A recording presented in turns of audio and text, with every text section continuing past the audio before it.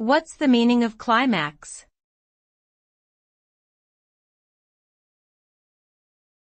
Climax.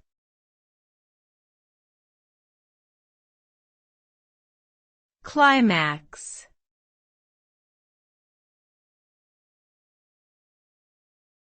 Climax.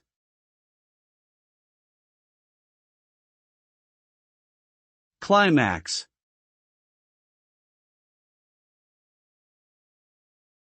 Climax refers to the highest point or culmination of a story, event, or experience.